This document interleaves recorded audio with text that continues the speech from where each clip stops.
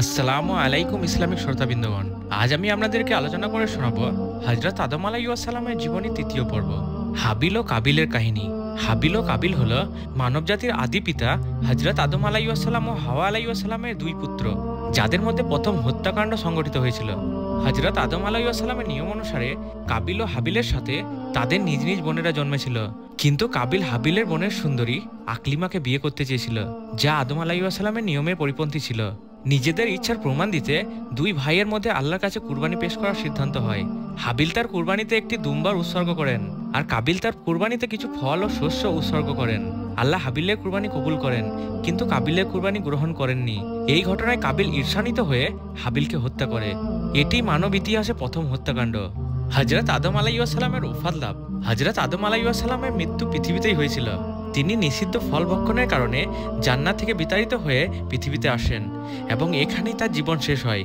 তিনি ছিলেন পৃথিবীর প্রথম মানুষ এবং একই সাথে প্রথম নবী। আল্লাহ তাআলার হুকুম অমান্য করার কারণে হযরত আদম ও হাওয়া আলাইহিস সালামকে জান্নাত থেকে পৃথিবীতে পাঠানো হয়েছিল। পৃথিবীতে তাদের জীবনযাপন, মৃত্যু ও পুনরুত্থান সবকিছুই এখান থেকেই সম্পন্ন হয়। তার মাধ্যমে মানবজাতি বিস্তার শুরু হয় এবং তিনি আদিপিতা হিসাবে বিবেচিত হন। হযরত আদম আলাইহিস সালামের দাফন স্থান। হযরত আদম আলাইহিস সালামের দাফন স্থান সম্পর্কে বিভিন্ন মত রয়েছে, যার মধ্যে উল্লেখযোগ্য হলো ভারতবর্ষে যে পাহাড়ে তাকে নামানো হয়েছিল, মক্কা জাবালে আবু কুবায়েস এবং বাইতুল মুকাদ্দেস। এই স্থানগুলির মধ্যে কোনো একটিকে তার দাফনের স্থান হিসাবে নিশ্চিতভাবে বলা যায় না। বিভিন্ন মতামত। বিদ্বানদের মধ্যে তিনটি প্রধান মত রয়েছে যে তাকে কোথায় দাফন করা হয়েছিল। 1. ভারতবর্ষে যে পাহাড়ে তাকে নামানো হয়েছিল। 2. মক্কার জাবালে আবু কুবায়েস পর্বতে। 3. বাইতুল মুকাদ্দেসে। ঐতিহ্য বর্ণনার উপর ভিত্তি করে এই মতগুলো মূলত বিভিন্ন ঐতিহাসিক বর্ণনা ও ঐতিহ্য থেকে এসেছে, কিন্তু কোনটি সঠিক কিন্তু তা নিয়ে ঐকমত নেই। হযরত আদম আলাইহিস সালামের গুণাবলী। আল্লাহ তাআলা তাকে সরাসরি নিজ হাতে সৃষ্টি করেছেন এবং মাটি থেকে তার শরীর তৈরি করেছেন, যা তাকে বিশেষ মর্যাদা দিয়েছে। তিনি সকল বস্তু ও সৃষ্টির নাম জানতেন, যা তার বুদ্ধি ও যোগ্যতা প্রমাণ করে। আল্লাহ তাআলা তাকে এই জ্ঞান দান করেছিলেন। তিনি ছিলেন আল্লাহর পক্ষ থেকে প্রেরিত প্রথম নবী ও মানবজাতির প্রতিনিধি বা খলিফা, যার মাধ্যমে মানবজাতি পৃথিবীতে জীবনযাপন শুরু করে। শারীরিক গঠন হিসাবে তাকে একটি পূর্ণাঙ্গ ও শক্তিশালী মানুষ হিসাবে সৃষ্টি করা হয়েছিল। তার ও তার স্ত্রী হাওয়া আলাইহিস সালামের গর্ভে প্রথম মানব সন্তান হাবিল কাবিলের জন্ম হয়। তিনি ছিলেন শক্তিশালী, বুদ্ধিমান ও যুক্তিবাদী।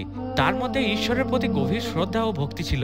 তিনি একজন পূর্ণাঙ্গ মানুষ হিসাবে জীবনযাপন লাভ করেছিলেন এবং তার যুক্তি করার ক্ষমতা ছিল অসাধারণ। হযরত আদম আলাইহিস সালামের জীবনের শিক্ষণীয় বিষয়।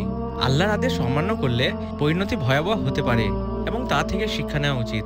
আল্লাহর নির্দেশ মেনে চললে তার সন্তুষ্টি অর্জন করা যায়। ভুল করলে বা পাপ করলে সাথে সাথে আল্লাহর কাছে ক্ষমা চাওয়া এবং তওবা করা উচিত। হযরত আদম আলাইহিস সালাম ও হাওয়া আলাইহিস সালাম ক্ষমা চাওয়ার পর আল্লাহ তাআলা তাদেরকে ক্ষমা করে দিয়েছিলেন, যা তওবার গুরুত্ব বোঝায়। আল্লাহ তাআলা মানুষকে জ্ঞান ও ভাষা দান করে ফেরেশতাদের উপর শ্রেষ্ঠত্ব দিয়েছেন, যা মানুষের মর্যাদা ও দায়িত্বের কথা স্মরণ করিয়ে দেয়। হযরত আদম আলাইহিস সালাম ছিলেন প্রথম নবী এবং তার ধর্ম ছিল এক আল্লাহ তাআলাকে উপাসনা করা। ইসলাম ধর্ম অনুসারে যার ভূমিকা মানবজাতির জনক হিসাবে, মুসলিমরা তাকে শ্রদ্ধার সাথে দেখেন এবং হাওয়া আলাইহিস সালাম হলো মানবজাতির জননী। এই ছিল হযরত আদম আলাইহিস সালামের জীবনের অন্তিম পর্ব। প্রথম এবং দ্বিতীয় পর্ব আগেই আপলোড করা হয়েছে, ধৈর্য ধরে পুরোটাই শুনবেন। ভালো লাগলে ভিডিওগুলি like, comment, share and subscribe করুন। সাপোর্ট করতে ভুলবেন না। দোয়া করবেন।